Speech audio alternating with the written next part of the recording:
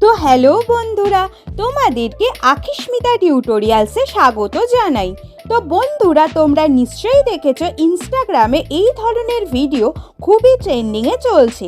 তাই আজকে আমি তোমাদের শেখাবো কিভাবে তোমরা এই ধরনের ট্রেন্ডিং ভিডিও খুব সহজেই ইনশর্ট অ্যাপ ইউজ করে বানিয়ে নিতে পারবে। তাই ভিডিওটিকে অবশ্যই শেষ পর্যন্ত দেখো। তো চলো বন্ধুরা, আর দেরি না করে আজকের ভিডিওটিকে শুরু করা যাক। তো ভিডিওটিকে তৈরি করার জন্য সবার প্রথমে আমি ইনশর্ট অ্যাপটিকে ওপেন করে ভিডিওতে গিয়ে নিউয়ে ক্লিক করে দিলাম। এর ফলে তোমরা দেখতে পাচ্ছ আমাদের গ্যালারির সব ফটো আর ভিডিওগুলি আমাদের সামনে ওপেন হয়ে গেল। তাই এখন আমি মেন ভিডিওটির ব্যাকগ্রাউন্ড ভিডিওটি তৈরি করার জন্য সবার প্রথমে ফটো সেকশনে ক্লিক করে 20টি ফটোকে সিলেক্ট করে অ্যাড করে নিলাম। অ্যাড করার পর এই ভিডিওটির ক্লিপসগুলিকে মিউট করে ক্যানভাসকে করে দিলাম 9:16 এবং প্রত্যেকটি ফটোকে এইভাবে হাত দিয়ে রোটেট করে নিয়ে ফুল স্ক্রিনে পজিশন মতো অ্যাডজাস্ট করে নিলাম। ফটোগুলি অ্যাডজাস্ট হয়ে যাওয়ার পর ফার্স্ট ক্লিপটিকে সিলেক্ট করে ডিউরেশনে গিয়ে কাস্টমাইজে ক্লিক করে দিলাম 0.2 সেকেন্ডস এবং এটিকে ডাবল রাইটে প্রেস করে অ্যাপ্লাই টু অলে ক্লিক করে প্রত্যেকটি ক্লিপের ডিউরেশনকে 0.2 সেকেন্ডস করে নিলাম। তো এরপর এই ভিডিওটি রেডি হয়ে যাওয়ার পর এটিকে এক্সপোর্টে ক্লিক করে রেজলিউশনকে 1080p এবং ফ্রেম রেটকে 60 fps করে এক্সপোর্টে ক্লিক করে দিলাম। তো এই ভিডিওটি গ্যালারিতে সেভ হয়ে যাওয়ার পর আবার ইনশর্ট অ্যাপটিকে ওপেন করে ভিডিও থেকে নিউয়ে প্রেস করে ভিডিও সেকশন থেকে রিসেন্টলি সেভ করা ভিডিওটিকে সিলেক্ট করে অ্যাড করে নিলাম। অ্যাড হয়ে যাওয়ার পর এটির সাউন্ডকে মিউট করে ভিডিওটিতে সং অ্যাড করার জন্য অডিওতে ক্লিক করে মিউজিক সিলেক্ট করে মাই মিউজিকে ক্লিক করে দিলাম।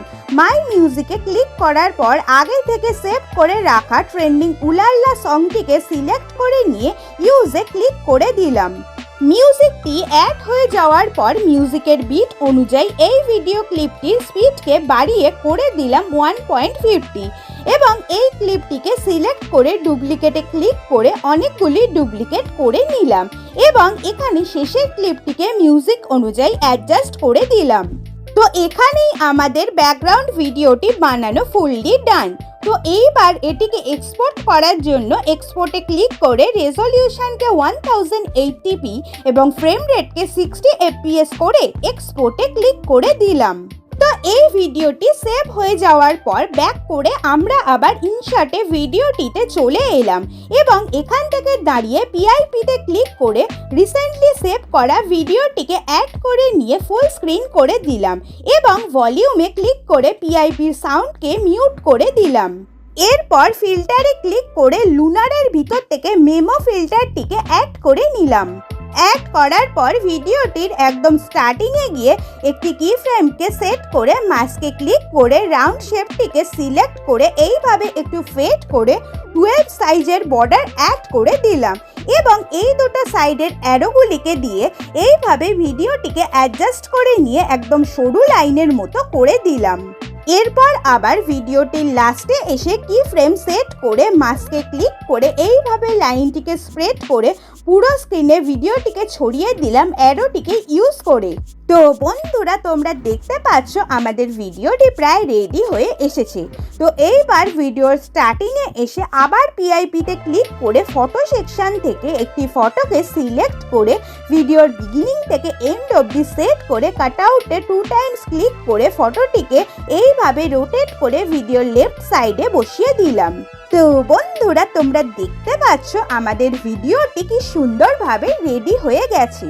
তো এবার এটিকে এক্সপোর্ট করার জন্য এক্সপোর্টে ক্লিক করে রেজলিউশনকে 1080p এবং ফ্রেম রেটকে 60 fps করে এক্সপোর্টে ক্লিক করে দিলাম।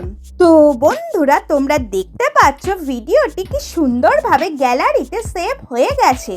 তো বন্ধুরা, তোমাদের সাথে আজ যে ভিডিওটি শেয়ার করলাম সেটা যদি তোমাদের ভালো লেগে থাকে তাহলে অবশ্যই এই চ্যানেলটিকে সাবস্ক্রাইব করে দিও এবং ভিডিওটিতে অবশ্যই লাইক কমেন্টস করে ভিডিওটি সবার সাথে শেয়ার করে দিও।